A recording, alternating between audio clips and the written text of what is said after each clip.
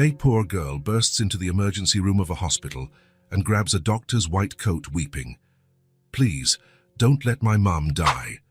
A young millionaire CEO witnesses the scene and collapses upon discovering who is in the operating room. The glass doors of Central Hospital slid open with an icy gust. Rain poured relentlessly outside, but inside the building the air smelled of disinfectant and weak coffee. Doctors and nurses hurried past in the corridors, while patients waited quietly in the reception area. Ethan Parker straightened his grey suit, irritated to be there. Hospitals were not his favorite place. He preferred the view from the top floor of his skyscraper, where he managed his financial empire with the precision of a maestro. But there he was, wasting precious time because of a simple formality.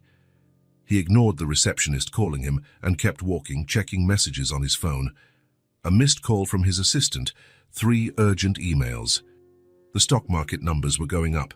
His empire grew by the minute, even while he was stuck in that place in which smelled of sickness and worry. "Mr. Parker," the receptionist tried again, "Dr. Matthews will see you shortly." Ethan waved a quick hand, not looking at her. He only needed to pick up some signed papers from the chief physician. His company was donating equipment to the hospital, not out of kindness, but for public image and tax deductions. That was all that mattered in the end. Numbers, profits, advantages. The sound of the emergency room doors caught his attention. Not the main doors, but the interior ones, the ones that separated the waiting area from the treatment areas. People walked in and out in a rush, carrying clipboards and pushing gurneys. Nothing special. Until a small pink whirlwind burst through. A little girl with curly brown hair, wearing a pink coat soaked by the rain, ran into the emergency area. Her large and expressive eyes were red and swollen. She couldn't have been more than 5 years old. Tears rolled down her small face as she ran, slipping slightly on the shiny floor. She clung tightly to the white coat of a tall doctor who tried in vain to lead her back to the waiting room.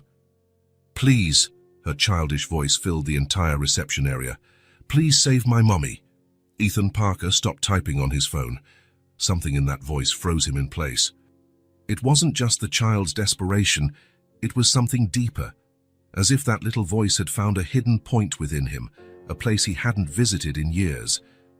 "My mommy won't wake up," the girl went on, sobbing so hard her small body shook. "She fell and won't wake up. There's blood, lots of blood." "Please, you're a doctor. You make people better." The doctor knelt in front of her, speaking softly. Ethan couldn't hear what he was saying, but he could see the kindness in the way he held the girl's hands in his own, trying to calm her down. "You promised. You said you would take care of her." The girl shook the doctor's coat, as if that alone could make him run faster to save her mother. A nurse approached and tried to take the girl by the hand. "Lily, sweetie, let's let the doctors work. Come with me. We'll have some hot chocolate while you wait." "No." The girl, Lily, pulled away, backing away from the nurse. "I want to stay with my mommy. She needs me." The gold watch on Ethan's wrist kept marking the passing time. He had an important meeting in less than an hour. His driver was waiting outside. His life, his business, his world kept turning.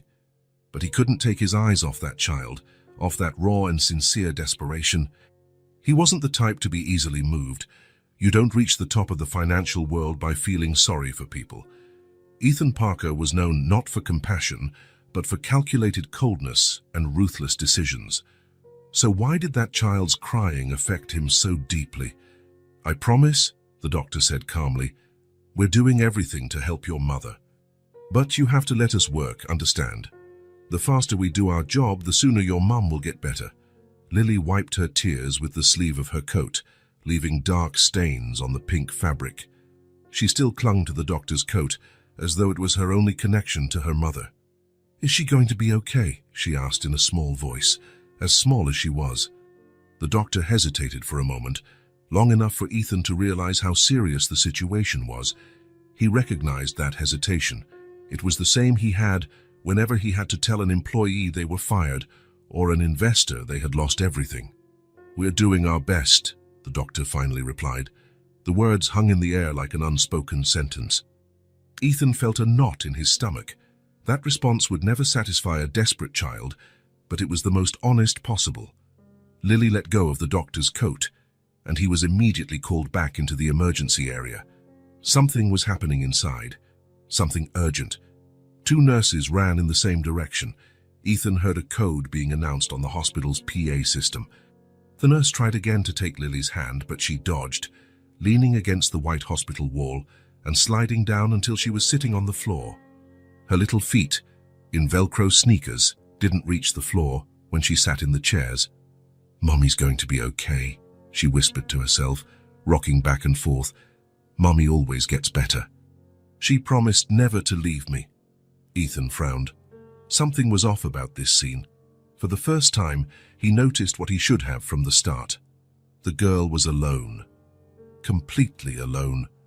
He looked around, searching for some worried adult, someone who might rush over to help that child. But the waiting room was full of people absorbed in their own problems, their own pain. He approached the receptionist, who was typing furiously on her computer. "That girl," he said quietly, nodding toward her. "She's all by herself." The receptionist glanced at Lily and sighed. Her eyes showed a mix of pity and concern. "Seems so." She arrived in the ambulance with her mother. A neighbor called for help when she heard the sound of the fall, but couldn't come along. "We're trying to locate a relative, but so far no luck." "And the mother?" Ethan asked, surprised at himself for being so interested. "Critical condition," the receptionist said softly. "She went straight into surgery, a domestic accident, fell down the stairs, hit her head. A brain hemorrhage, from what I heard." She glanced at Lily and added, "The girl saw everything. She was the one who opened the door for the paramedics." Ethan felt a chill run down his spine. A 5-year-old child seeing her mother collapsed, bleeding, possibly dying. A child alone while the only person she had in the world was fighting for her life. Something about this situation bothered him more than it should. People went through crises every day. He himself had caused crises in many people's lives. He fired employees without a second thought, shut down entire companies if it meant more profit. It was part of the business game. But there was a child so small and frightened. "What's the mother's name?" he asked, still watching Lily. The receptionist quickly looked at the computer screen. Hannah Whitmore." Ethan's world stopped for a moment. The air felt heavier in his lungs, as if someone had increased the gravity in the waiting room. His hands went cold despite the hospital's heating. Hannah Whitmore. That name brought back memories he had buried years ago. Hannah Whitmore, the young department manager he had humiliated and then fired in a board meeting. She had dared to question one of his decisions, presenting numbers that contradicted his projections. Ethan remembered his face heating with anger, how he had pointed a finger at her and yelled in front of all the executives. "Who do you think you are to question my decisions? Pack your things. You're fired." Hannah had begged for her job, explaining she was a single mother who needed the work. She had bills to pay, responsibilities. Ethan had ignored her pleas and ordered security to escort her off the premises. He never forgot the tears in her eyes as she was dragged out, or the disapproving looks from the other employees. But it hadn't bothered him for long. He believed he did what was necessary to maintain his authority. "You don't run an empire by showing weakness." "Do you know her?" the receptionist asked, noticing his change of expression. Ethan didn't answer. His eyes returned to the little girl curled against the wall, Lily, Hannah's daughter, the child who had probably gone hungry when her mother was unemployed for months, the child whose life he had disrupted without even knowing she existed. He had moved on, building his fortune, while Hannah struggled to raise her daughter alone. And now here she was, fighting again, this time for her life. A weight settled in his chest. It wasn't just guilt. It was a mix of shame and regret he rarely felt. Men like him didn't look back, didn't get stuck on past mistakes. Success was built by moving forward, stepping on whoever you had to. But the consequence of his actions was right there, in the form of a frightened child. The result of his decisions, a child whose world could end that day. Lily raised her tear-stained face, and for a moment, their eyes met. Brown eyes, identical to her mother's, the same determined look Hannah had when she faced Ethan in that boardroom, before her courage turned to despair. Ethan looked away, suddenly uncomfortable. He felt exposed, as if the girl could see right through him, see the terrible person he was. Absurd, of course. She didn't even know him. She'd probably never heard of him. "Dr. Matthews is ready for you, Mr. Parker," the receptionist informed. Ethan nodded mechanically. His business at the hospital suddenly seemed so small, so insignificant. As he walked toward the elevator, something inside him, perhaps his long-dormant conscience, began to awaken, as if a door he had locked and thrown away the key to was opening on its own. He looked back one last time. Lily had pulled her knees up to her chest and rested her head on them. Her small shoulders trembled. Alone, completely alone. With no one to tell her everything would be all right, even if it was a lie. The elevator arrived, and the doors opened with a soft chime. Ethan hesitated, his finger hovering over the button for the floor where Dr. Matthews was waiting. His driver was outside, his important meeting in less than an hour. His perfect, organized life. And for the first time he could remember, Ethan Parker felt like ignoring all of it, felt like fixing something he himself had broken. Ethan spent the next hour in a bureaucratic meeting with Dr. Matthews, but his mind couldn't focus on the documents in front of him. The image of Lily alone in the waiting room haunted him like a persistent ghost. His eyes skimmed lines of contractual text without absorbing a single word. The sound of that child's voice echoed in his ears, overpowering the doctor's technical explanations. "Mr. Parker, are you listening?" asked Dr. Matthews, frowning. "Yes, of course," Ethan replied automatically, snapping back to the present. "Please, continue." But soon his thoughts drifted again. Hannah Whitmore, the woman he had publicly humiliated years ago. The woman whose tearful face he had ignored when she tried to explain she was the sole support of her family. The woman now fighting for her life somewhere in that same hospital. He signed the donation paperwork mechanically, answering the doctor's questions with monosyllables. The $10 million his company was donating to the new trauma center now seemed like a negligible amount. Money he wouldn't even miss. An empty gesture of charity for tax deductions and positive headlines. "I'm sure this partnership will be beneficial for both parties, Doctor," Matthews said, shaking his hand. "Central Hospital appreciates the generosity of Parker Enterprises." Ethan nodded, suddenly uncomfortable with the gratitude. It was easy to donate money. The hard part was looking someone you had wronged in the eye. When he finally said goodbye, instead of heading to the hospital exit where his driver had been waiting over an hour, Ethan found himself walking back toward the emergency waiting area. His phone vibrated in his pocket, likely his assistant reminding him of the board meeting that would start in less than 30 minutes. For the first time in his career, Ethan ignored the call. The reception was busier now. The afternoon shift had started, and new patients were arriving. Families came and went, some with relieved faces, others devastated by the news they had received. He searched for the pink coat and the curly hair, turning his head in all directions. For a moment, he thought Lily might have been taken by a relative, perhaps her father or a grandmother. That would have been best. After all, what could he do for her? He knew nothing about children. He had never been interested in them, had never thought about having kids. His empire was his only family and his shareholders, his only dependents. Then he spotted the little pink coat. Lily was sitting in a far corner of the waiting room, alone in a chair too big for her. Her legs swung in the air, not reaching the floor. She was hugging a brown bag that seemed to belong to an adult, likely Hannah's. The zipper was partially open, revealing some papers and a worn-out wallet. No one was watching her. No one offered comfort or a glass of water. It was as if the world had completely forgotten that a 5-year-old child shouldn't be alone in a hospital while her mother fought for her life. Ethan felt something strange in his chest. Discomfort, pity, guilt, probably all three, forming a knot that made it hard to breathe. He hesitated briefly, thinking about simply leaving. His driver was still outside. So many appointments, so many millions to manage, so many important decisions only he could make. But his feet carried him in the opposite direction, toward the little girl.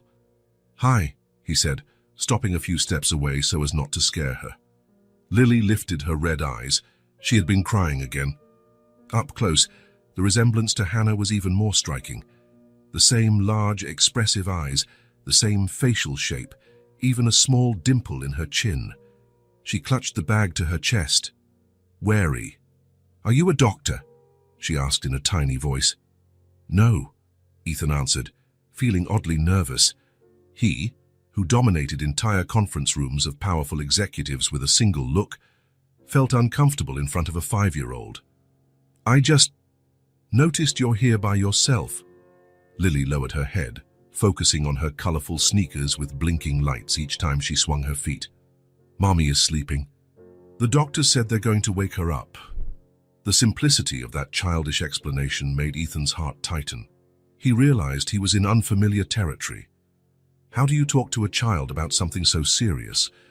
What do you say when there's no guarantee of a happy ending? "May I sit down?" he asked, pointing to the chair beside her. Lily shrugged, still not looking at him. It was such an adult gesture for someone so small. Ethan sat, keeping a respectful distance. For a moment, they remained silent. The hospital noise flowed around them, ringing phones, people talking, gurneys being pushed through the corridor, announcements over the PA system calling doctors to different wards. "Have you eaten anything?" he asked finally, realizing it was almost lunchtime. The clock on the wall read just after noon. Lily shook her head. "I'm saving my money," she said, opening her mother's bag a bit more and showing a few coins at the bottom. "In case Mommy needs to buy medicine. Medicine is expensive." Ethan felt as if he'd been punched in the stomach. A 5-year-old worried about money for medicine. What had Hannah gone through so that her young daughter already understood the value of money? So that a child who should be concerned only with cartoons and toys knew the weight of financial burdens? "What if I buy you something to eat?" he offered, trying to keep his voice casual so she wouldn't see how shaken he was. "You don't have to spend your money." Lily frowned, giving him a serious look that didn't match her age.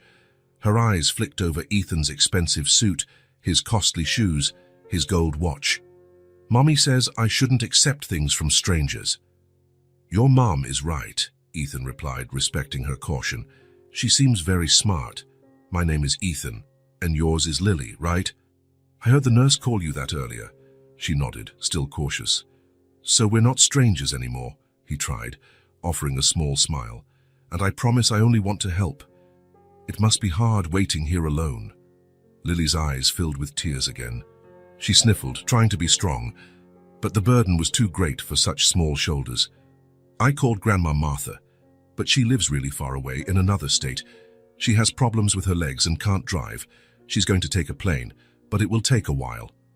Ethan pictured an elderly woman, likely Hannah's mother, desperately trying to get to her granddaughter, alone just like Lily was alone now. "Your dad? He can't come?" Ethan asked, already guessing the answer. "I don't have a dad," Lily said simply, as if stating the sky is blue. "Well, everyone has a dad. Mommy explained how babies are made, but mine left when I was still in her belly.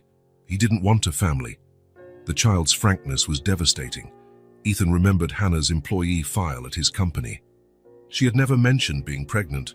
Probably she feared it would hurt her chances of advancing. Rightly so. Companies like his, despite the diversity policies they showcased in annual reports, rarely promoted women with small children to high responsibility roles. "So your mom takes care of you alone?" "Yes." For the first time, Lily showed some enthusiasm. Her sad face lit up with genuine pride. "Mommy is super strong. She works in 2 places, you know? By day, she's a secretary at a law firm, and at night, she cleans apartments in a fancy building. On weekends, we stay together. She always says I'm her treasure." Ethan swallowed hard. Hannah working 2 jobs to support her daughter, and he knew exactly why. After he fired her, she had probably struggled to find another job in finance.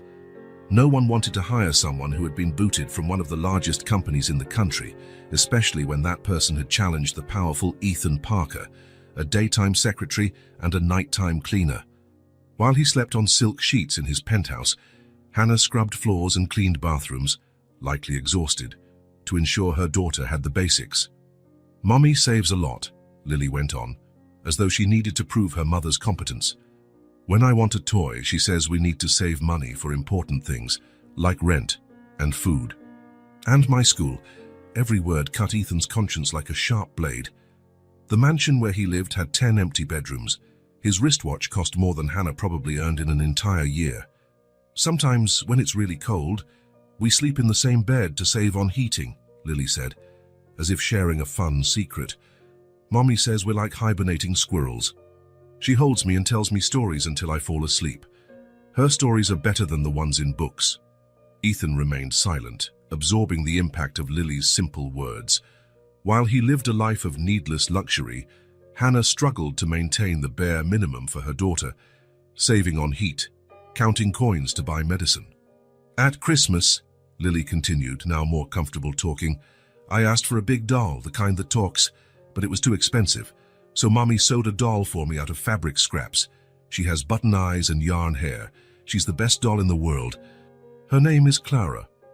Hannah, who had worked at his company as a financial analyst, a brilliant woman with an MBA and a promising future, reduced to sewing patchwork dolls because she couldn't afford to buy her daughter a store-bought toy for Christmas.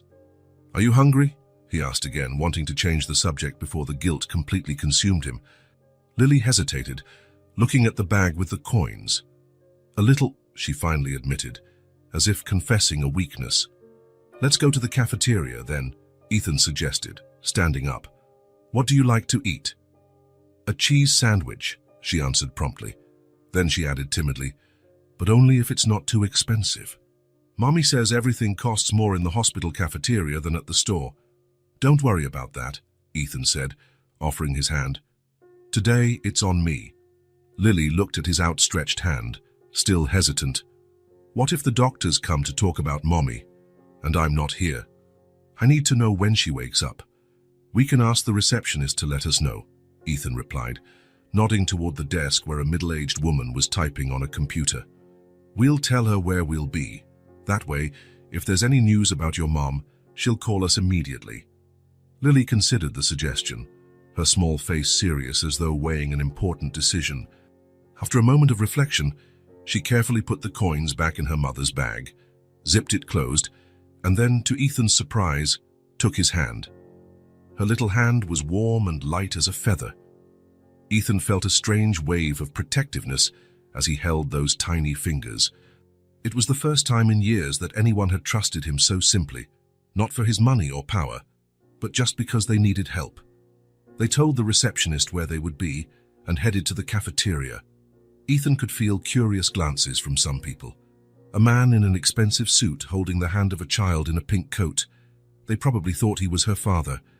The hospital cafeteria was simple but clean, metal tables with colorful plastic chairs, a counter offering sandwiches, salads, and drinks. Nothing like the upscale restaurants Ethan frequented. Pick whatever you want, he told Lily. She ordered her cheese sandwich and a cup of chocolate milk. Ethan ordered a black coffee. They sat at a table by a window overlooking the hospital parking lot. Lily devoured her sandwich as if she hadn't eaten in days. Maybe that was true. Who knew how many meals she had missed since her mother was hospitalized? Ethan watched her, noticing how her eyes, though sad and still had the spark of innocence only children possess. Mommy will be sad if she dies, Lily suddenly said, playing with the crumbs on her plate. She always says she wants to see me grow up and be as smart as she is. Ethan froze. The abrupt shift to such a heavy topic caught him off guard. Children had that power, brutal honesty that adults lost over time. Your mum is a strong person, he said, choosing his words carefully. The doctors are doing everything they can to help her. But what if she goes to heaven? Lily asked, her big eyes fixed on Ethan. Who's going to take care of me? Grandma Martha is really old and lives far away. She has arthritis. The question hung in the air like an unbearable weight. Ethan had no answer. The fear in Lily's eyes was real and justified. If Hannah didn't survive, what would happen to this child? A foster care system already overwhelmed. An elderly grandmother who could barely move. I'm scared of being alone, Lily confessed, her voice almost a whisper. At my school, there's a girl who went to an orphanage after her mom died. She said it's really sad there. The older kids hit the younger ones and steal their toys. Ethan felt his heart tighten. He was partly responsible for this situation. If he hadn't fired Hannah, maybe she wouldn't have needed 2 jobs. Maybe she wouldn't have been so tired she fell down the stairs. Maybe she would have had better health insurance that guaranteed proper treatment. Last month, Lily went on, our refrigerator broke. Mommy cried at night when she thought I was asleep. She had to use all our savings to buy a used fridge. Now we don't have any money saved for emergencies. Mommy said it'll be hard to pay the hospital. Every word was a silent accusation. Ethan recalled the multi-million-dollar bonuses he handed out to his executives, the yacht he'd bought last year and used only twice, the collection of sports cars in his garage. Lily, he said, leaning forward, you don't have to worry about money right now, and you won't be alone.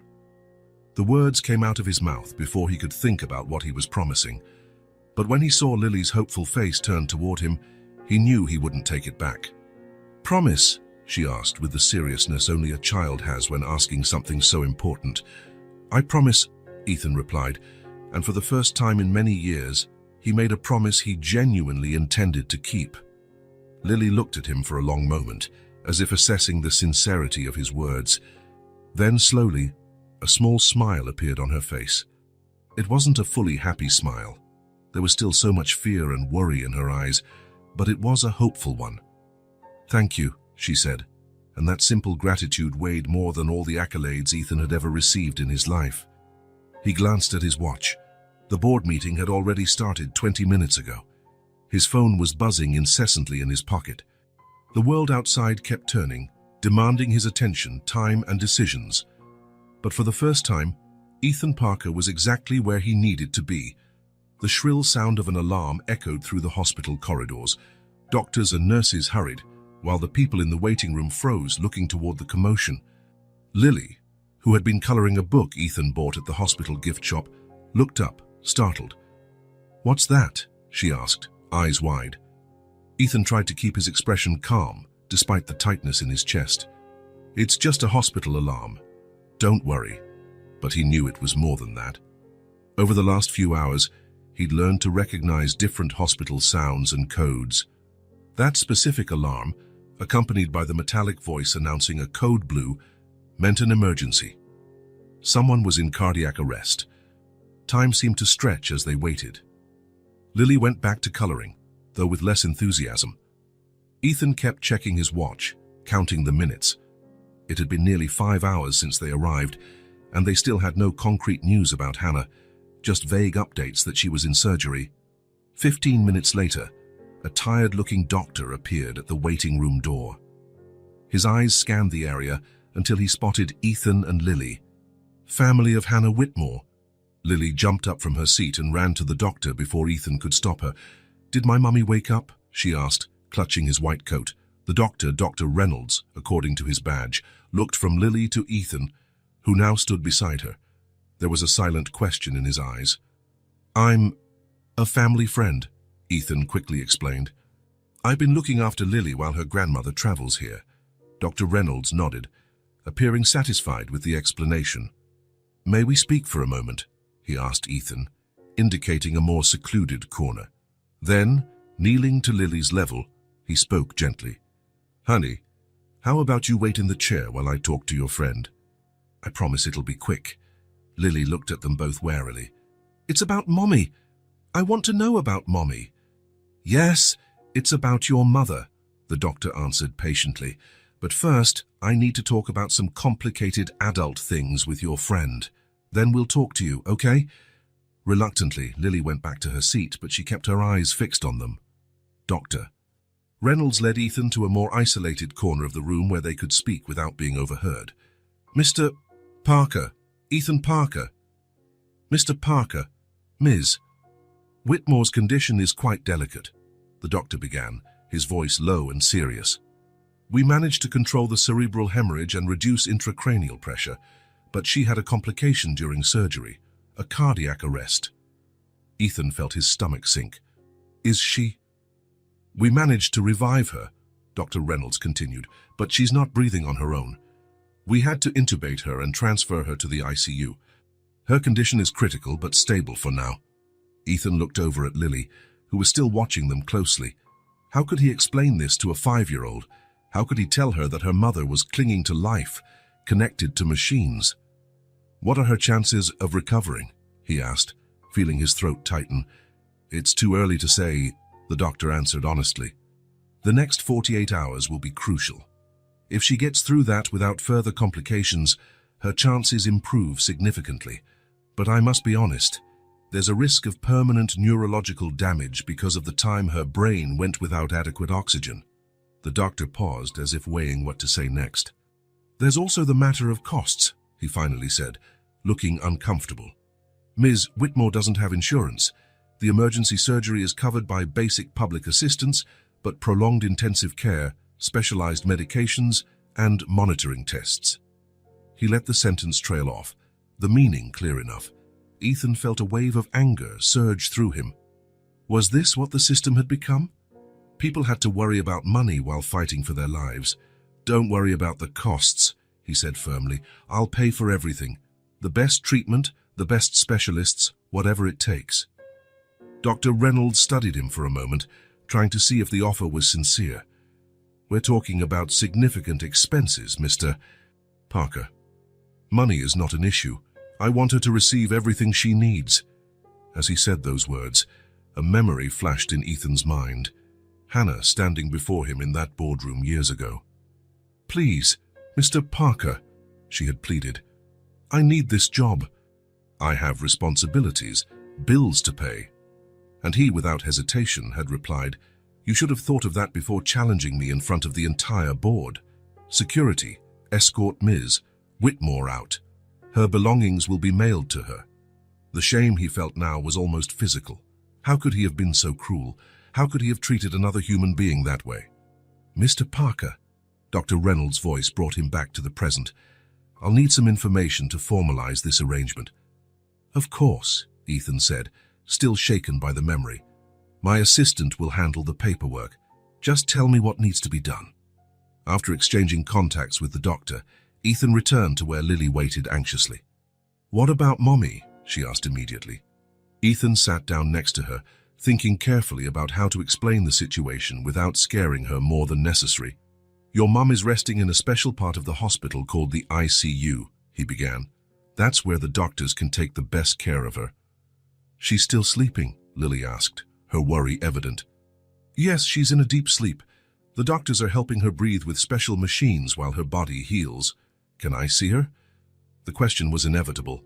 Ethan hesitated. "ICU rules are different. Usually kids aren't allowed in, but I'll talk to the doctors, see what we can do." Lily lowered her head, disappointed, but didn't push it. Even at her age, she seemed to grasp how serious this was. "When will she wake up?" "We don't know yet," Ethan answered honestly. "It may take some time, but the doctors are doing everything they can to help her." In the silence that followed, Ethan pulled out his phone and started making calls.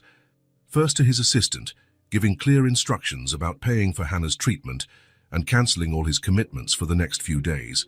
Then to his lawyer, asking him to prepare any documents necessary to ensure Hannah got the best medical care possible, no matter the cost. As he spoke on the phone, he watched Lily carefully color her book with bright hues for a starry sky. There was something in her concentration, in the way she gripped the crayon with determination, that reminded him so much of Hannah.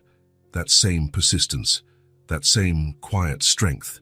When he finished his calls, Ethan excused himself to Lily and walked to the ICU reception desk, where he spoke with the head nurse.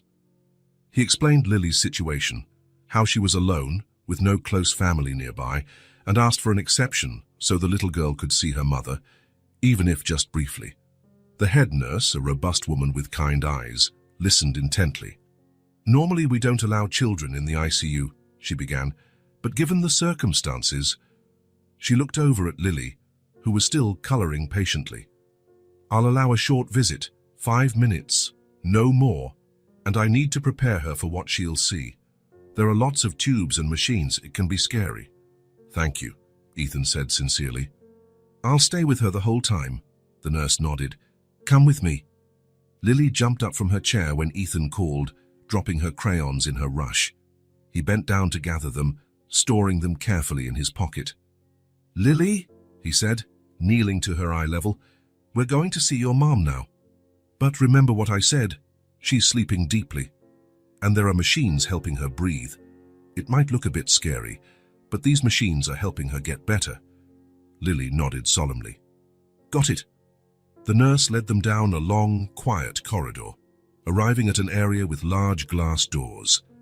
Before entering, she handed Ethan and Lily disposable gowns, masks, and caps to wear.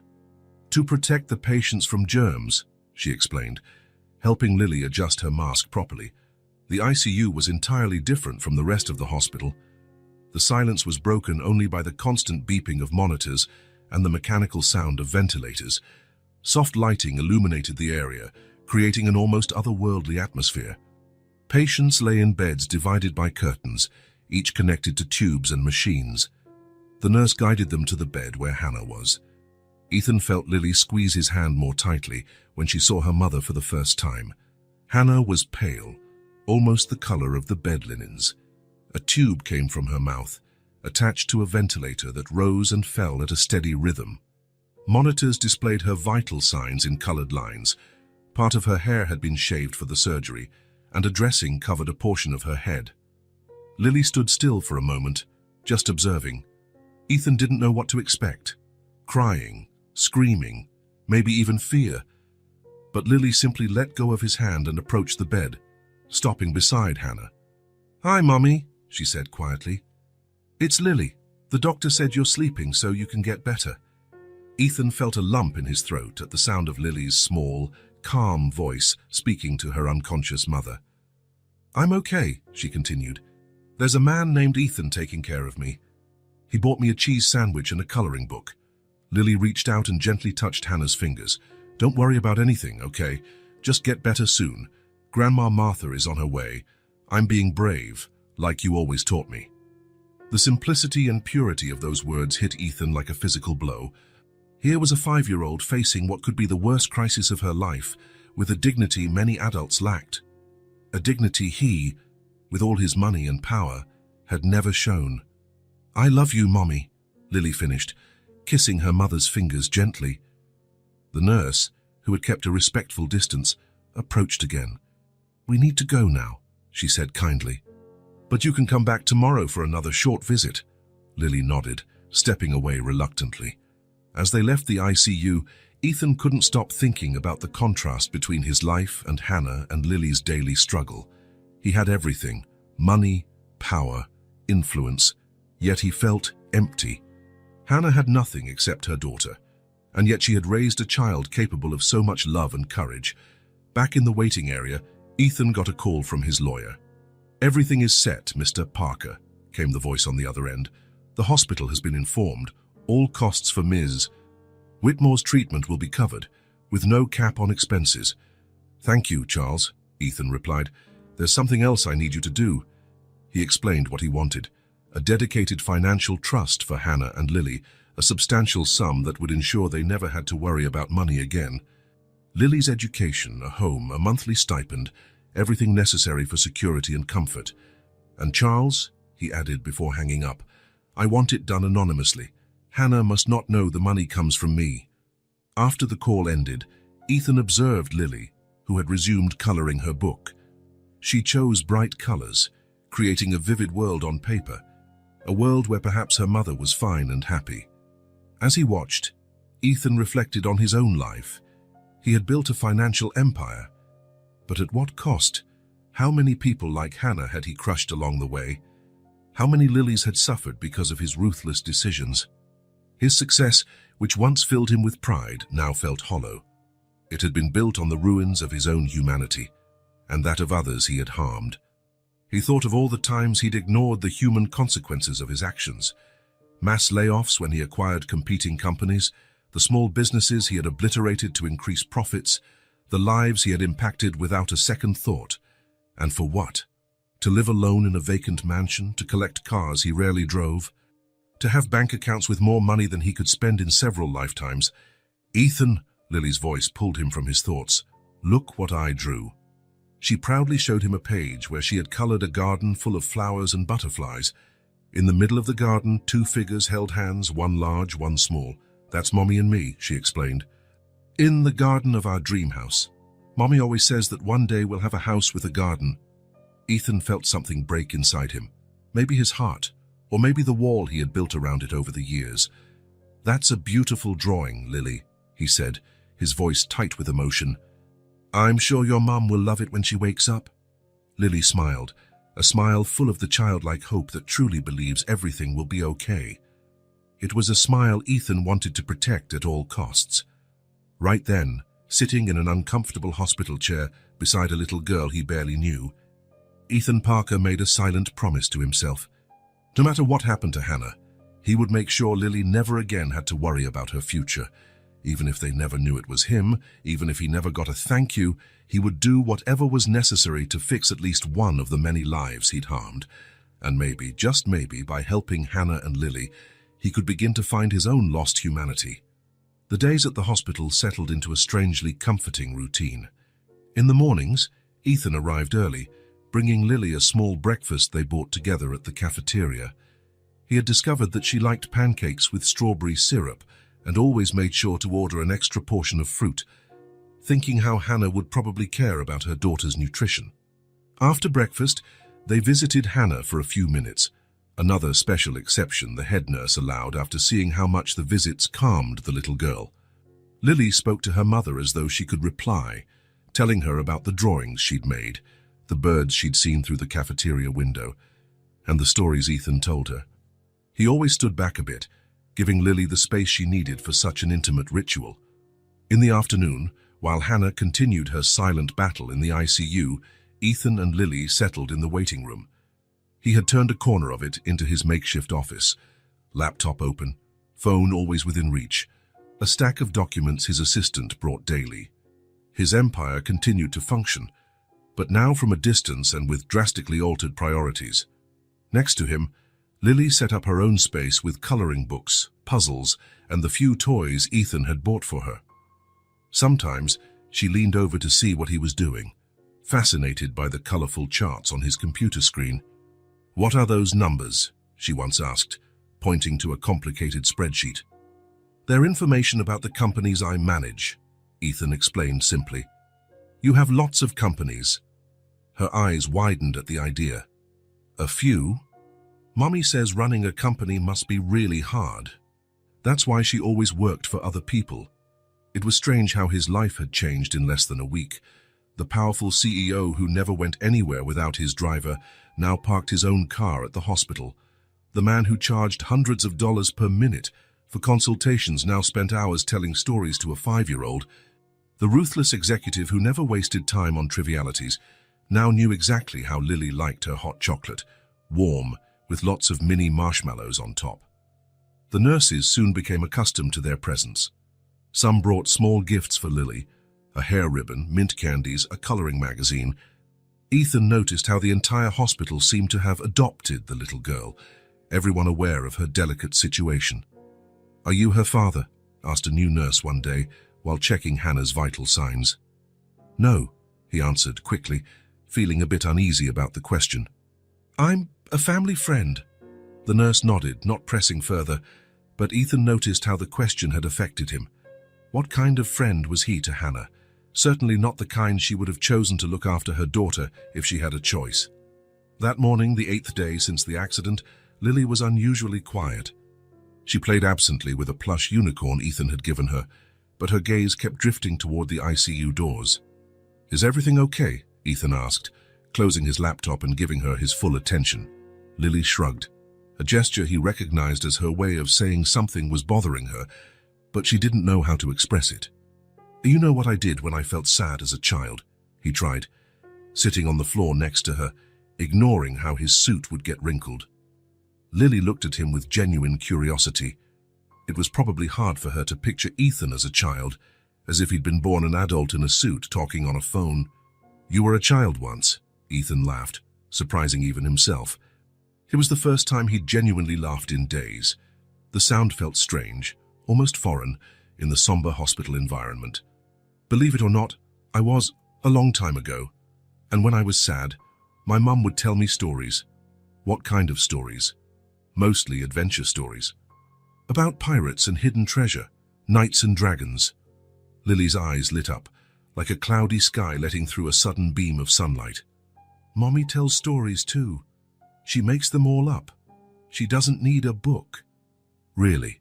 Ethan smiled, imagining Hannah creating magical worlds for her daughter after long days of working 2 jobs. "Which one is your favorite?" "The one about the girl on the moon," Lily replied promptly, her face brightening with the memory. "It's about a girl who lives on the moon and watches Earth, wanting to visit it. She becomes friends with a star that helps her come down here." "Sounds like a wonderful story." "It's the best," Lily affirmed, with the absolute conviction only a child can have. Then she added softly, as if sharing a precious secret, "Mommy says I'm like the moon girl, always dreaming of new places." Ethan felt a pang in his chest. In just a few days, he had learned more about unconditional love between a mother and a daughter than he had in his entire life of superficial, self-serving relationships. "Would you like me to tell you a story?" he offered, suddenly feeling inadequate for the task. Lily seemed to weigh the offer seriously, deciding whether Ethan could suitably take her mother's place in this important role. Her little eyes studied him with such intensity that he almost backed away. "Okay," she decided finally, settling on the waiting room rug. "But it has to be about a brave princess, not one who just waits to be saved." Ethan smiled. Of course, Hannah would have taught her daughter to value strong female protagonists. Even amid her own struggles, she was raising a girl who would never settle for the role of a damsel in distress. "Let's see what I can do," he thought for a moment, then began. "Once upon a time there was a princess named—" "Lily," the girl interrupted, her eyes shining for the first time that day. "Sure. Once upon a time there was a princess named Lily who lived in a kingdom far, far away." For almost an hour, Ethan improvised a story about a courageous princess who embarked on a quest to find a magical flower capable of curing any illness. Princess Lily confronted dragons who later became her friends, solved riddles left by ancient civilizations, and helped forest creatures, all to save her mother, the queen, who had mysteriously fallen ill. As he told the story, Ethan was surprised by his own creativity. He couldn't remember the last time he'd invented something solely for someone else's enjoyment. His presentations and financial spreadsheets were his adult version of storytelling, only far less magical and far more predictable. When he finished, with Princess Lily triumphantly returning to the castle with the healing flower, saving her mother and the entire kingdom, he realized the real Lily was watching him with a new look in her eyes, like she was seeing him for the first time. "You tell stories well," she said finally, a small smile on her lips. "Not as well as Mommy, but good enough." Coming from Lily, that was the highest compliment he could expect. Ethan felt a strange pride, so different from the satisfaction of closing a big deal or watching his stocks rise. "Thank you. Maybe we can continue the story tomorrow. See what other adventures Princess Lily will have." Lily nodded enthusiastically, but her smile soon faded, replaced by a shadow of concern. "What if Mommy wakes up tomorrow? Then she'll tell the stories again." The question was both hopeful and worried, as if Lily feared her mother's recovery might somehow disrupt this new ritual they'd created. "Then we'll have even more stories to tell," Ethan said gently. "You can never have too many stories, right? And I'm sure your moms are much better than mine." Lily seemed to ponder that, nodding slowly. "Yes, but your stories are good too. Maybe you two can tell them together when she wakes up." The idea of sitting with Hannah, inventing stories for Lily, seemed as impossible as it was comforting.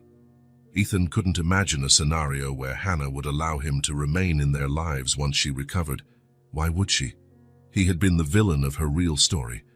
That afternoon, while Lily took a nap on the small waiting room couch, exhausted after a morning of storytelling and coloring, Ethan seized the chance to visit Hannah alone.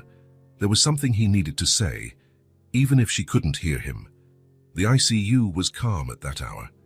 The steady beeps of monitors created a monotonous, almost hypnotic melody. Hannah lay motionless, still on the ventilator, her skin pale against the white hospital sheets. Ethan pulled up a chair and sat beside her. Since the accident, he had been in that room many times, but always with Lily. He'd never been alone with Hannah. "Hi, Hannah," he began, his voice barely above a whisper. "I'm not sure if you can hear me." "The doctors say maybe you can." He paused, looking at her serene face. Even in that state, as with part of her hair shaved and tubes in her mouth, she still had the dignity he remembered. Your daughter is amazing, you know. She's strong like you, smart too, and she has a huge heart. He swallowed hard. You've done a wonderful job raising her, Hannah. Even with everything, all the hardships he had caused. The unspoken words weighed in the air like lead. I'm taking care of her while you recover. I know I'm not who you'd choose, but I promise I'm doing my best. Ethan looked at his own hands that had signed the memo firing Hannah, hands that now helped her daughter color pictures and build block castles. Lily told me about the Moon Girl story. She said it's her favorite. For a moment, he was silent, listening to the machines.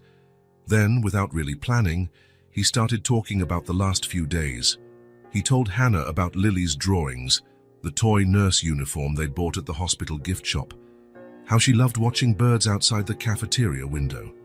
As he spoke, something strange happened.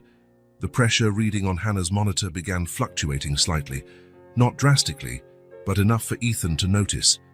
"Hannah," he called, leaning forward. "Can you hear me?" The monitor kept registering small variations, as if something inside Hannah was responding. Maybe it was a coincidence, maybe not. "I'll keep taking care of Lily until you get better," he promised. "And I'll make sure you both have everything you need afterward. I know I can't undo what I did, but I can at least try to do something right now." Just then, the ICU door opened, and Dr. Reynolds entered with 2 nurses. Their grim faces immediately told Ethan something was wrong. "Mr.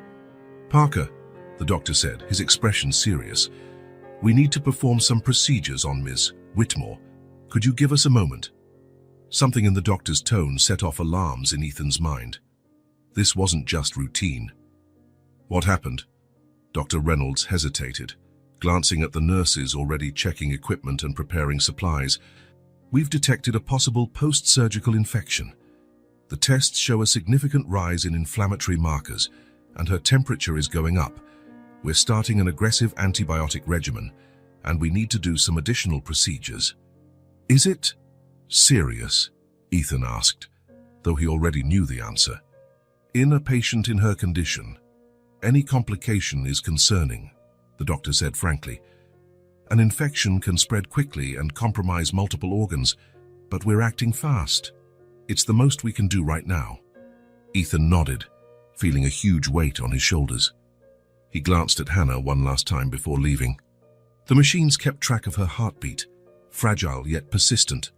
"We'll do everything we can," Dr. Reynolds assured. Returning to the waiting room, he found Lily still asleep. She hugged the plush unicorn, looking so small and vulnerable on the oversized couch. Her face was relaxed in slumber, worries briefly forgotten. Ethan sat in a nearby chair, watching her. What would happen if Hannah didn't survive? The question he'd been avoiding now loomed over him. Lily had mentioned a Grandma Martha who lived far away and had health problems, but aside from that, there seemed to be no one else, no other relatives, no close friends rushing to the hospital. The idea of Lily facing the world alone, tossed into the foster care system, was unbearable. Ethan knew the statistics. Older children rarely got adopted. Many bounced from one temporary home to another until they turned 18. No, he wouldn't let that happen. Right there, in that anonymous waiting room as the afternoon sun cast long shadows on the floor, Ethan Parker made a silent vow. Whether Hannah lived or died, Lily would not be left unprotected. He would use all his power, influence, and money to ensure she was safe and happy. It was the least he could do, a small attempt to atone for the harm he had caused. Lily shifted in her sleep, murmuring something that sounded like her mother's name. Instinctively, Ethan adjusted the blanket over her, a protective gesture that would have seemed odd to him just a week earlier. Out in the corridor, doctors and nurses dashed about. Something was happening in the ICU, maybe related to Hannah, maybe to another patient. Ethan wanted to get up, to ask what was happening, but he couldn't leave Lily alone.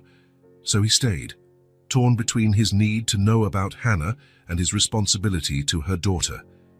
That's when he realized how much he had changed inside. Taking care of Lily was no longer just an obligation born of guilt. It had become something deeper, more meaningful. He genuinely cared about the child's well-being, her feelings, her fears, her hopes, her dreams of brave princesses and friendly dragons. For the first time in many years, Ethan Parker was putting someone else's needs above his own. And strangely enough, it didn't feel like a sacrifice, it felt like the most natural thing in the world. Lily's eyes opened slowly, blinking away sleep. "Ethan," she asked, her voice rasping. "What time is it?" "Almost 5, he answered gently. "Did you sleep well?" She nodded, sitting up and rubbing her eyes with tiny fists. "I dreamed about Princess Lily. She was riding a friendly dragon through the sky. The dragon was purple with golden wings." Ethan smiled, imagining the vibrant and magical scene she described. "Sounds like a great dream." "Yeah," Lily agreed. "Mommy was there too. She was better and smiling a lot." For a moment, Ethan didn't know what to say. How to maintain a child's hope when doctors were racing to save her mother from a new complication. "You know something, Lily," he said finally. "I think Princess Lily in our story should have a friendly dragon next chapter. Don't you?" Her eyes lit up, temporarily forgetting her worries. "Yes, a purple dragon with golden wings. He can take the princess to visit the moon, just like in Mummy's story." "Purple with golden wings it is," he agreed. "And together, they'll fly so high they can touch the stars." While Lily eagerly described the next adventure, Ethan made another silent promise. No matter what happened to Hannah, he would keep the magic of stories alive for Lily. He'd make sure she continued believing in brave princesses and friendly dragons, in happy endings and new beginnings. Because right then, amid made-up stories and silent promises, he had found something he thought he'd lost forever: his humanity. Rain fell gently against the windows of Charles Miller's office, Ethan's personal lawyer for over 15 years. The two men sat facing each other across a large antique mahogany desk, a stack of documents between them. "Are you sure about this, Ethan?" Charles asked, adjusting his reading glasses. "We're talking about a considerable amount of money." Ethan gazed out the window for a moment, watching the raindrops slide down the glass, forming tiny crystal rivers. From that floor, he could see much of the city. The same city where, somewhere, Hannah was fighting for her life while Lily waited for news, temporarily under the supervision of the hospital's social worker. "I've never been more certain of anything in my life, Charles," he finally replied, turning his attention back to the lawyer. "I want all the paperwork ready for signature today." Charles nodded, flipping through the papers in front of him. "Let's go over the details then," he said in a professional tone. "We're creating a trust fund valued at $5 million for Hannah Whitmore and her daughter, Lily Whitmore." "Correct. The fund will be managed by our firm, with you as the anonymous trustee. We've divided the resources into 3 main parts." Charles raised a finger. "First, the purchase of a residence in Hannah's name, fully paid, worth approximately $1 million, including taxes and a maintenance fund for the next 20 years. The house needs to be in a safe neighborhood," Ethan interrupted, "close to good schools, with a garden." Lily mentioned her mother always dreamed of having a house with a garden. Charles quickly jotted a note and continued. "Second, an educational fund exclusively for Lily, covering all expenses from elementary through postgraduate studies at any institution she chooses, domestic or international. We've also included provisions for tutoring, extracurricular courses, study abroad programs, and any other education-related expenses. And the amount will be adjusted annually for inflation," Ethan added. "I want to be sure that 15 years from now, when she's ready for college, the money is still sufficient, regardless of cost increases." "It's already in the contract," Charles assured. "Finally, the third part, a lifetime monthly stipend for Hannah, double what she earned working both her jobs combined. It will be deposited monthly into a special account, no strings attached, for as long as she lives." Ethan nodded, satisfied. He had spent days calculating and recalculating these figures, ensuring Hannah and Lily would be completely secure, no matter what. "And the matter of anonymity?" he asked. Charles picked another document from the stack. "As requested, the fund will be administered through a foundation created specifically for this purpose. Hannah will be informed she received an anonymous donation from a benefactor who wishes to remain unknown, Our firm will be the only point of contact, and I guarantee we'll keep your identity absolutely confidential. Perfect. And the criteria for accessing the funds? Practically none, Charles replied, raising his eyebrows slightly. That part is unusual, Ethan. Normally, trusts like this come with dozens of clauses and conditions. Are you sure you don't want to establish any requirements? No strings attached. Ethan shook his head firmly. None. Hannah has been through enough. I don't want her to have to prove she deserves this money or follow rules we set. She'll know better than anyone how to use it.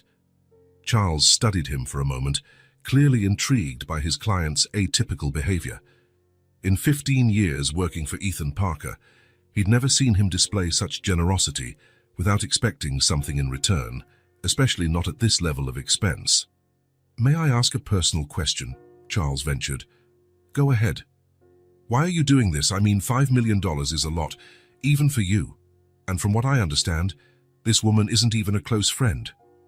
Ethan was silent for a few seconds, considering how to answer. He hadn't told Charles about his past with Hannah, about how he'd unfairly fired her years ago, nor about the nights at the hospital caring for Lily while Hannah fought for her life. Some things were too personal, even for his trusted lawyer. Let's just say I'm trying to balance the scales, he answered finally. Some debts can't be paid with money, Charles, but it's the best I can offer right now. The lawyer nodded, not pressing further. He knew Ethan well enough to sense when to back off. The documents will be ready for signature by the end of the day, he said, gathering the papers. I'll prioritize this case personally. Thank you. Ethan stood, adjusting his suit jacket. And remember, Charles, no one can find out about this, no one. Absolute confidentiality, as always. Leaving the law office, Ethan felt a curious heaviness in his chest. Not the guilt he had carried the last few weeks, but something else. Something akin to peace or maybe hope. In the car on his way back to the hospital, he reflected on his decision. $5 million. For him, it represented little more than a few months' profit, but for Hannah and Lily, it meant a completely different life. A home of their own, no rent worries. Top-quality education for Lily, no limits. Financial security so Hannah could finally breathe. Maybe even pursue the dreams she'd abandoned when she became a single mother.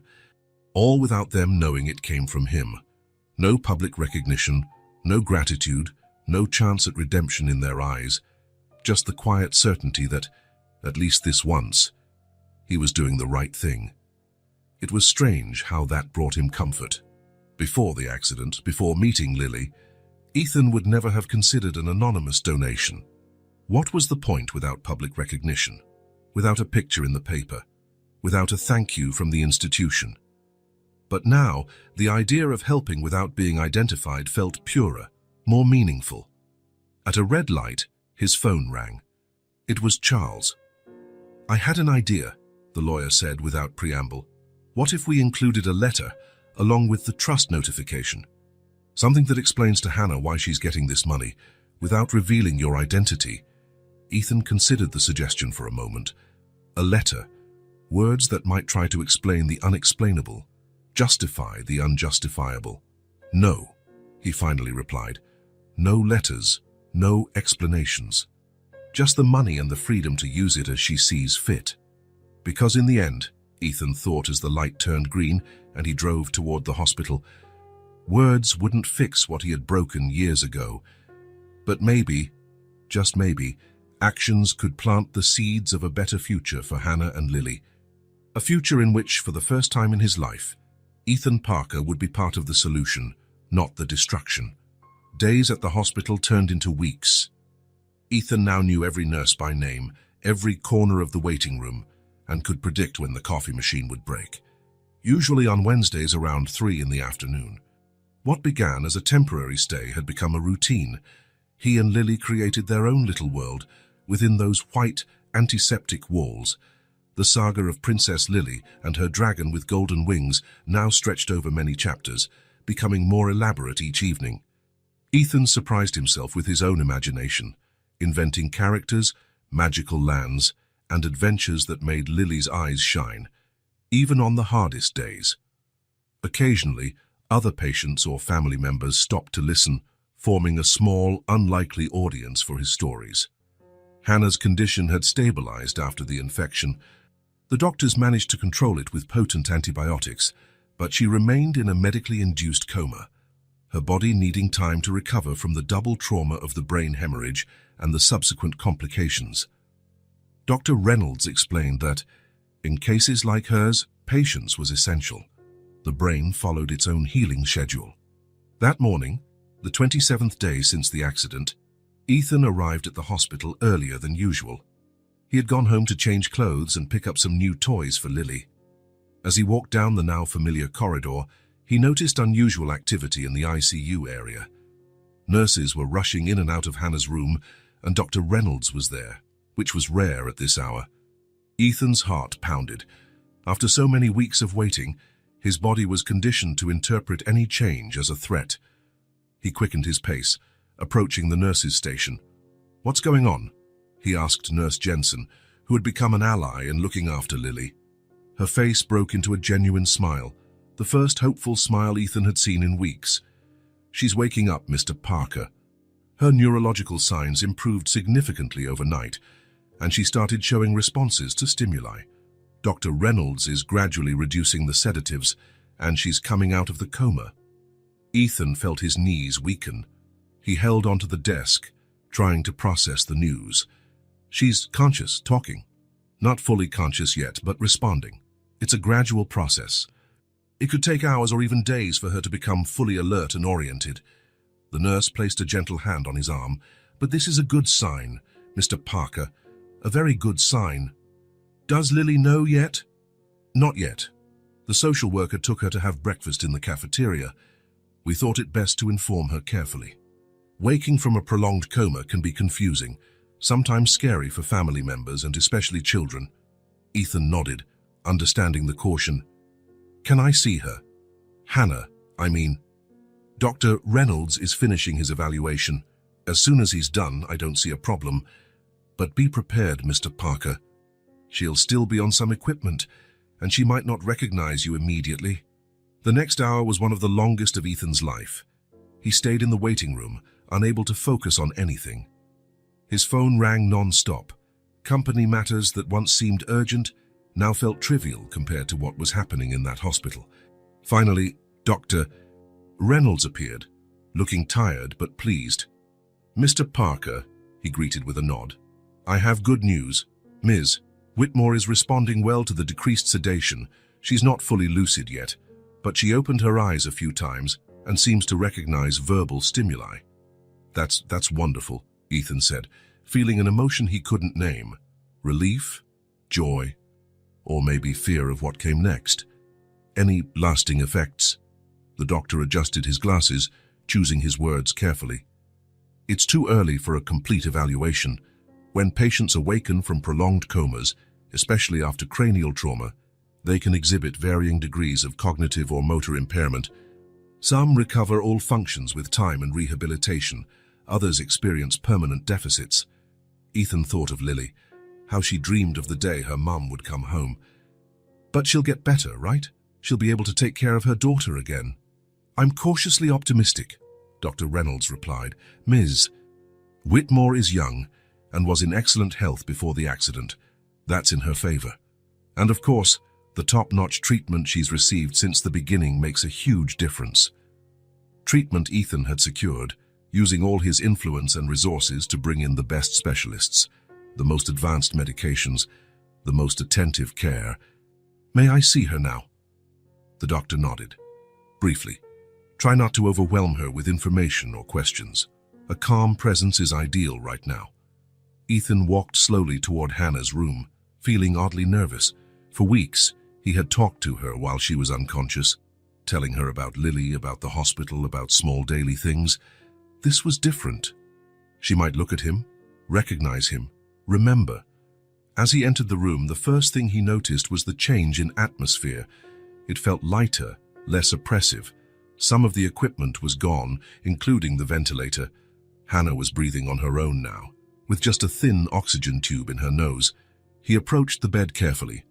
Hannah had her eyes closed, but her face looked different, less like the motionless mask of the past few days, and more like someone in a natural sleep. Her hair, which had been partly shaved, was starting to grow back, forming short, dark curls against the white pillow. "Hannah," he called softly, not really expecting a response. To his surprise, her eyelids fluttered. Slowly, as if each movement took immense effort, Hannah opened her eyes. Not fully, but enough for Ethan to see the deep brown of her irises, unfocused and confused.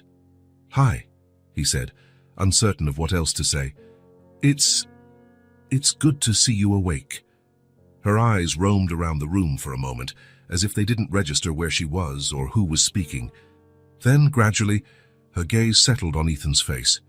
He saw the exact instant recognition dawned, a slight widening of her eyes, a subtle tension in her dry lips. Then... Her voice was only a raspy whisper, almost inaudible, the result of weeks with a tube in her throat. Ethan felt a chill run down his spine. She recognized him. After everything she'd been through, she still remembered him, not as the man who'd been caring for her daughter, but as the arrogant executive who had fired her years ago. "Yes, it's me," he confirmed softly. A frown creased Hannah's brow in confusion. Her lips moved, trying to form words, but only weak sounds emerged. A nurse had left a cup of water with a straw on the bedside table. Ethan picked it up and carefully offered it to Hannah, who took a few small sips. Lie, she finally asked, her voice still frail but full of concern. "She's fine," Ethan quickly reassured her. "She's having breakfast in the cafeteria. She's been here every day waiting for you to wake up." Hannah closed her eyes for a moment, as if absorbing the information. When she opened them again, they looked clearer. "Why, you?" The question held so many layers, so many unspoken questions. "Why are you here? Why are you involved? Why, of all people in the world, are you the one in my hospital room?" Before Ethan could formulate an answer, the door opened. Lily ran in, followed by the social worker who tried, unsuccessfully, to slow her down. "Mommy!" The joyful shout filled the room. "You woke up!" Hannah's face changed completely at the sight of her daughter. The confusion and tension gave way to an expression of pure love, so powerful that Ethan felt a lump in his throat. With visible effort, she raised an arm, inviting Lily into a hug. "My treasure," she whispered. Lily rushed to the bed, hugging her mother carefully, as if she instinctively knew to be gentle. Hannah held her, silent tears rolling down her cheeks. Ethan stepped back, suddenly feeling like an intruder in this intimate moment. But then Lily turned to him, her face radiant. "Ethan, look, Mommy woke up, like the queen in our story." Hannah looked from Lily to Ethan, the confusion returning. "Our story?" "Yes. Ethan tells me stories every night while we wait for you to wake up, about Princess Lily and her dragon with golden wings, and how she saved the queen." Hannah's eyes were now fixed on Ethan, full of questions. "Ethan took care of me, Mommy," Lily went on, oblivious to the tension. "He got me a unicorn and books, and takes me to see the birds by the cafeteria window. And he visits you every day too. Mr. Parker?" the social worker interjected, noticing the confusion on Hannah's face. "Perhaps we should come back later, after Ms. Whitmore has rested." "No," Hannah said, her voice firmer now. "I want to talk to him, just the two of us." The social worker looked from Ethan to Hannah, assessing the situation. "Are you sure, Miss Whitmore? You just woke up. You shouldn't push yourself." "I'm sure," Hannah replied. Then, turning to Lily with a faint smile, "Sweetie, Mommy needs to chat a bit with Ethan. Can you wait outside with Ms. Torres? I promise it'll be quick." Lily hesitated, not wanting to leave her mom's side so soon. "Promise you won't go back to sleep?" "I promise," Hannah whispered, caressing her daughter's face. "Go with Ms. Torres now. She can buy you a juice, okay?" Once Lily and the social worker left, a heavy silence filled the room. Ethan remained standing, uncertain, while Hannah watched him with an unreadable expression. "How long?" she finally asked. 27 days since the accident." Hannah closed her eyes, processing the information. My daughter was alone for almost a month. No, Ethan rushed to clarify. Your mother arrived as soon as she found out, but she couldn't stay. Health problems of her own. The hospital's social worker helped a lot, but he faltered, unsure how to explain his role. But it was you who stayed with her, Hannah finished, studying him intently. Why? It was the question Ethan had both expected and dreaded. How did he explain something he barely understood himself? How did he put into words the transformation that had happened within him since he first saw Lily in that emergency room? I was at the hospital the day of your accident, he began. I saw Lily all alone in despair. When I found out she was your daughter, I felt responsible. Responsible? Hannah repeated, a flicker of indignation giving life to her weak voice. I don't recall you feeling responsible when you fired me without just cause, destroying my career. Ethan lowered his head, taking the rebuke. There was no defense for what he had done. You're right, he admitted. What I did to you was unforgivable. I didn't expect forgiveness then, and I don't now. He paused, choosing his words carefully. But when I saw Lily, when I realized how badly she needed help, I couldn't just walk away. Hannah watched him for a long moment, her face reflecting an inner conflict. The doctor said I received top-of-the-line treatment, she noted. Specialists, experimental medications, procedures my basic coverage would never cover. Her eyes narrowed slightly. That was you, wasn't it? Ethan nodded. I paid for your treatment, yes, but not to redeem myself or buy your forgiveness. I did it because it was the right thing to do. Hannah looked away, fixing her gaze on the window where timid sunlight streamed in. Do you know what happened after you fired me? She asked, her voice steadier now. No one in the financial sector would hire me. Your name was too powerful, your influence too great. I had to start from scratch with a baby to raise. Every word was a razor to Ethan's conscience. He could only imagine what she'd endured. Sleepless nights, piling bills, constant fear of the future. I know nothing can undo what happened, he said. But I did something else besides paying for your treatment. Hannah looked at him, waiting. I created a financial trust for you and Lily. It's anonymous, managed by a law firm. It includes a fully paid house, guaranteed education for Lily from now through college, and a lifetime monthly income so you'll never have to worry about money again. Hannah's eyes widened in shock. What? Why, how? You'll be contacted by the firm once you're discharged, Ethan continued. They'll explain all the details. The money is yours, no strings attached. Use it however you see fit. I can't accept that, Hannah said, shaking her head weakly. It's too much. Feels like a bribe. It's not a bribe, Ethan insisted gently. And you don't have to decide now, just know that it's there, available whenever you need it. Hannah closed her eyes again, looking exhausted from the conversation. When she opened them, there was a new determination in her gaze. I don't know what to say, Ethan.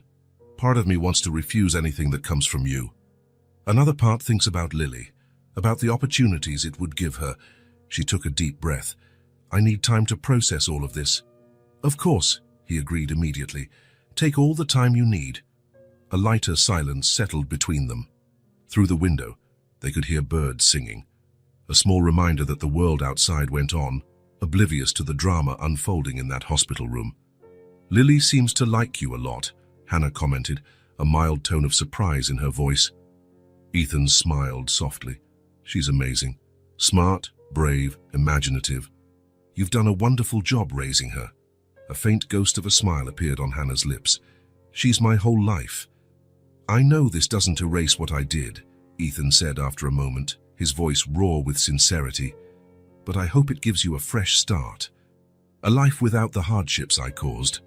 Hannah studied him quietly, as if trying to see past the surface and find the truth in his words. I'll call Lily back, she said finally. She must be anxious. Ethan understood the conversation was over and nodded, standing up. I'll go get her.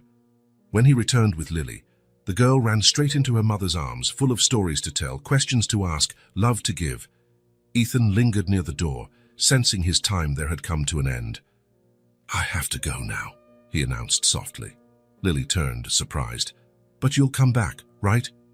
To finish the dragon story, Ethan looked at Hannah, whose expression was neutral. That depends on your mother, Lily. You can visit if you want, Hannah said, surprising him. She'll obviously miss you. It was more than he expected or deserved. Thank you, he replied. Truly grateful. Lily hopped off the bed and hugged his legs. Bye, Ethan. You're my friend, you know.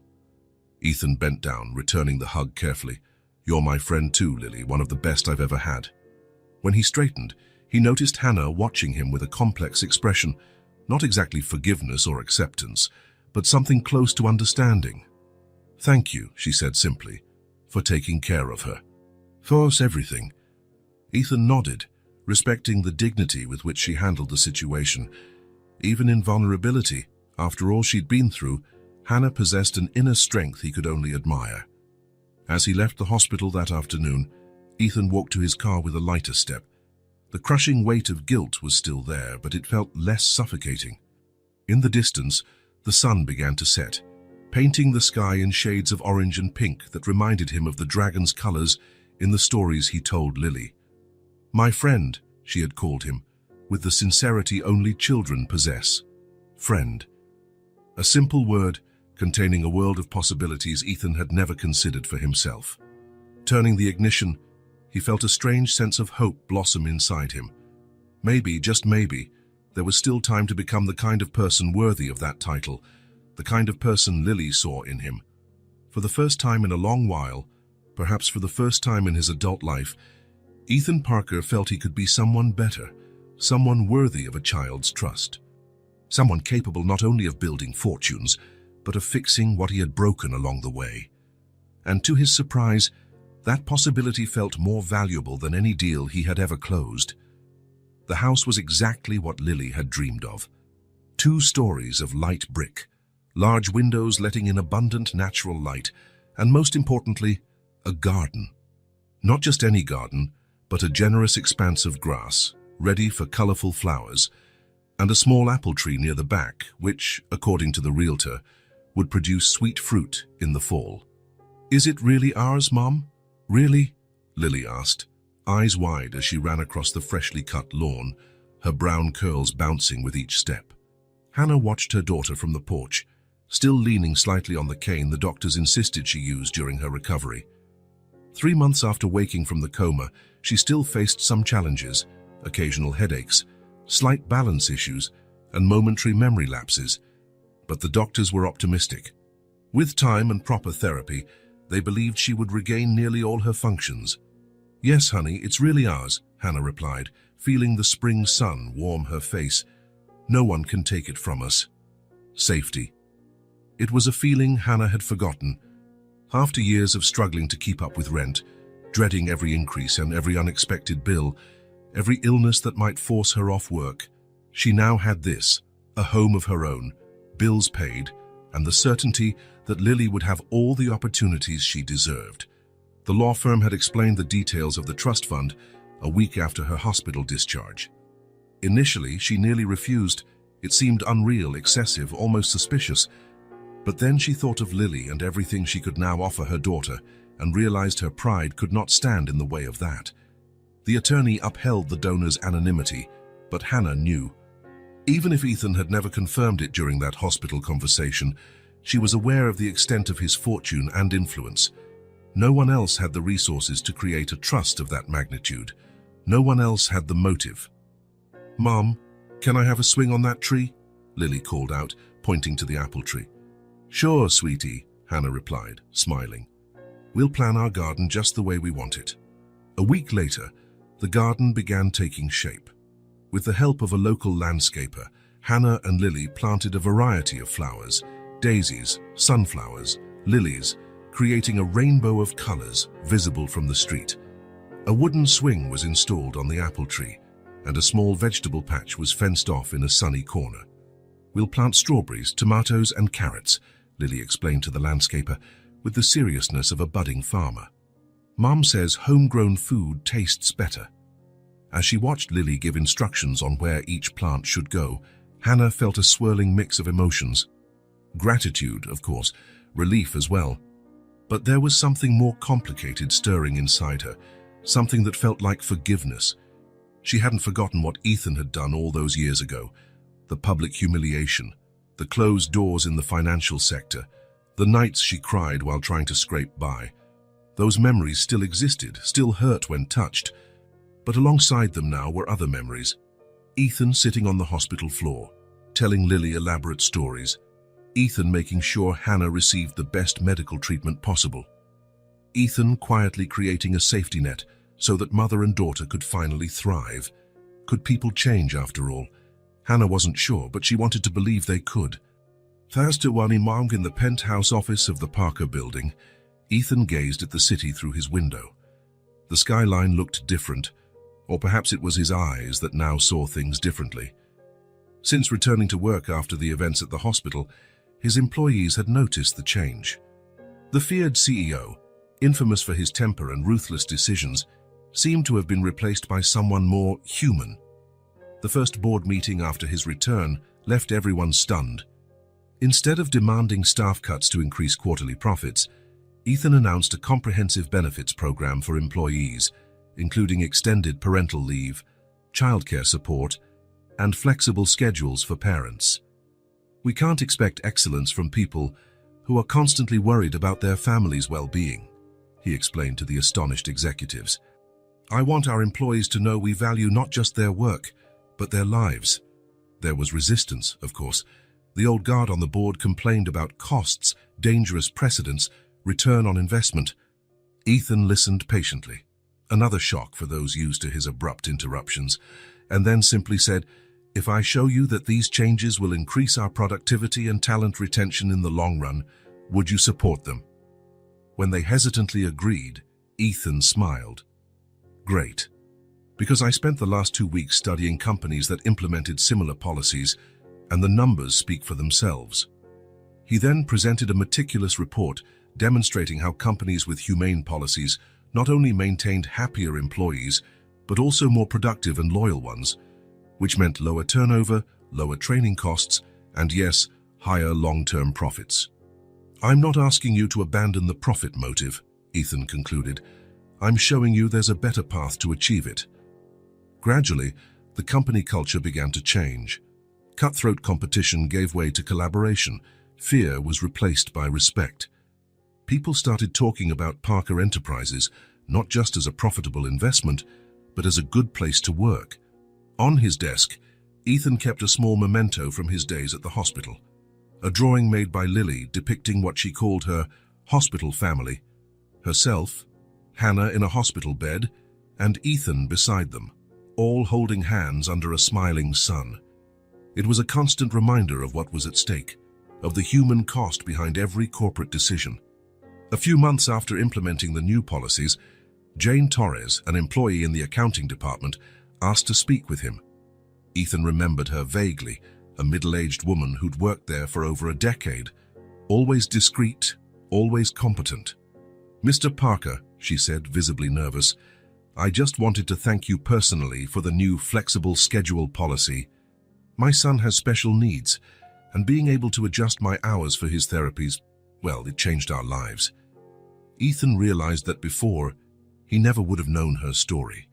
He never would have understood the real impact of his decisions on the lives of his employees, real people with real families and real challenges. Don't thank me, Jane, he responded genuinely. It's the least we can do, and if you need any other accommodations, my door is always open. At home, the changes were even more profound. Ethan sold the isolated mansion he once occupied. It was too big, too cold for just one person, and bought a more modest but cozy apartment near a park. He began leaving the office on time, discovering that the world kept turning even without his constant supervision. He discovered local restaurants, neighborhood bookstores, the simple pleasure of walking among ordinary people without the artificial barrier of status. On Sunday mornings, he became a regular at a family-owned cafe where, to his surprise, he made friends, not strategic connections or useful contacts, but people who genuinely enjoyed his company. The Ethan Parker who once measured his worth by his bank balance and by the fear he inspired was slowly disappearing. In his place grew a man who found satisfaction in small moments, real connections, and making a difference in others' lives. Years passed. Lily turned 7, then 10, then 13. Hannah fully recovered from her injuries and, over time, found a new purpose. Using part of the trust as initial capital, she opened a small children's bookstore in the city center, where she held weekly story time sessions. The Moon Girl tales, once told only to Lily, now enchanted dozens of children. Ethan followed all this from a distance, through local newspaper clippings and occasional bits of news that reached him by chance. He never directly interfered in their lives, respecting the space Hannah clearly wanted. But he also never stopped caring or wondering how they were. One autumn day, 5 years after the accident, Ethan was browsing the local paper while having coffee in his favorite bakery when a small article caught his attention. "Enchanted Moon Bookstore celebrates anniversary with charity event," read the headline. The photo showed Hannah and Lily, now 10 years old, smiling in front of a charming corner shop. Ethan's heart skipped a beat. Lily had grown so much. Her curls were longer now, her face losing its baby features. And Hannah, she looked radiant, healthy, happy. Exactly what he had hoped for when he created the trust. He read the story eagerly, discovering that Hannah's bookstore had become a significant cultural hub for children in the community. Besides books, it offered creative writing workshops, reading clubs, and a special program for low-income families who could receive books for free. "I went through difficult times when my daughter was little," Hannah was quoted as saying. "I know what it's like to want the best for your child and not be able to afford it. Now that I have the opportunity, I want to give back." Ethan carefully folded the newspaper, tucking it into his briefcase. That night, he made a substantial anonymous donation to the bookstore's free book program, not because he needed more atonement, but because he genuinely believed in Hannah's mission. The years kept passing. By the time Lily turned 15, Enchanted Moon Bookstore had expanded to 3 locations around the city. Hannah had become a respected figure in children's literature circles, publishing a collection of short stories that included the ones she'd originally invented for Lily. Ethan, for his part, had turned Parker Enterprises into a model of corporate responsibility. In addition to maintaining employee-friendly policies, he set up a foundation that funded educational projects in underserved communities. A business magazine that once labeled him the most ruthless shark on Wall Street now called him the human face of modern capitalism. On his 50th birthday, during an interview for a prominent business publication, the reporter asked what moment he considered the turning point in his life. "There was a moment," Ethan replied after some thought, "when I realized I was building an empire on ruins of relationships, trust, and humanity, and I realized no amount of success was worth that price." Intrigued, the journalist pressed for more details, but Ethan just smiled and changed the subject. Some stories were too personal to share, some transformations too intimate to expose. From time to time, Ethan drove by the neighborhood where he knew Hannah and Lily lived. He never stopped, never intruded. He would only glance from a distance at the house with the blooming garden and the swing in the apple tree, imagining the lives flourishing inside. Sometimes, in his quiet moments, he allowed himself to wonder what it would have been like if he had stayed in their lives. Would he be a friend to Lily? A confidant to Hannah? Something more? But he always pushed those thoughts away. The important thing wasn't what he might have gained, but what they had achieved: safety, happiness, fulfillment. It was on a rainy May afternoon, just before Lily's 18th birthday, that the unexpected happened. Ethan was leaving a meeting when his secretary intercepted him in the hallway. "Mr. Parker, there's a young woman at reception asking for you." "I have another meeting in 20 minutes, he replied, checking his watch. "Who is she?" "She said her name is Lily." "Lily Whitmore." Time seemed to freeze. Ethan felt his heart race. "Please, cancel all my appointments for the rest of the day and bring her to my office immediately." Minutes later, he stood face to face with Lily. She was no longer the 5-year-old clutching coins for medicine, but a confident young woman on the verge of adulthood. Her brown curls were pinned in a loose bun, and her eyes, the same expressive ones he remembered, regarded him with a mix of curiosity and determination. "Hi, Ethan," she said, her voice carrying echoes of the child he once knew, but also the maturity of someone nearly 18. "I'm not sure if you still remember me." "Of course I remember," he answered, his voice suddenly hoarse with emotion. "How could I forget? But what brings you here? Does your mother know you've come?" Lily smiled, a smile so reminiscent of Hannah's that Ethan felt a pang in his chest. "She does. Actually, she helped me find you." Lily pulled an envelope from her purse. "I'm here to give you this in person." With slightly trembling hands, Ethan took the envelope. Inside was an elegant invitation to Lily's graduation party. On the back, a short handwritten note. "Ethan, it would be an honor to have you at this important moment. The past is the past. Maybe it's time for a new beginning. Hannah." Ethan had to struggle to hold back the emotion threatening to spill over. After all these years, Hannah was reaching out, offering not just forgiveness, but the possibility of a new chapter. "I'm going to Yale in the fall," Lily explained, filling the silence. "Pre-med. I want to be a neurosurgeon like Dr. Reynolds, who took care of my mum." Ethan nodded, still processing everything. "That's an incredible path. I'm sure you'll be extraordinary." "Mum told me everything," Lily went on, "about how you helped us, the trust, the house, my education, and about, before that, how you were her boss, how you fired her." She paused, meeting his eyes. "But she also told me how you took care of me at the hospital, how you told me stories to distract me, how you paid for her treatment without wanting any recognition." "Your mom is very generous in remembering the good parts," Ethan responded humbly. "It's not generosity, it's the truth." Lily smiled again. "You know what else she said? That you were living proof people can change, that they can become better than they once were. That was probably the most important lesson I grew up with." Something warm and bright expanded in Ethan's chest, a feeling he recognized, after a moment, as hope. Not the timid hope he'd harbored all these years that Hannah might someday forgive him, but a broader, deeper hope, that the scars of the past really could heal, that new beginnings were possible even after grave mistakes. "Please tell your mother I'll be at your graduation," he answered, only half successful in masking his emotion. "It would be an honor." Lily stood up to leave, but before she did something that caught Ethan completely off guard. She stepped forward and briefly hugged him. "Thank you," she whispered, "for everything."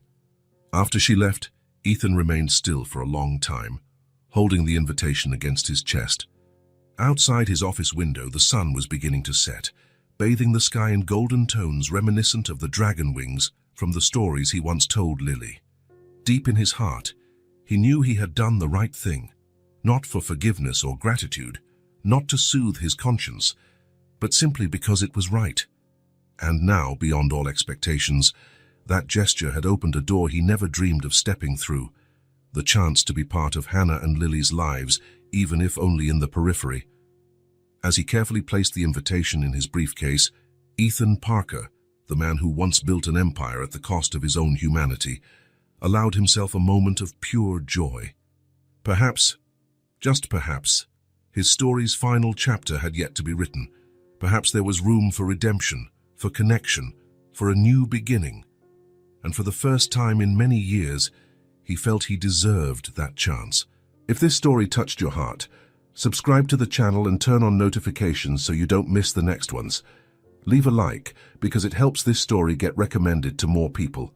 See you in the next story.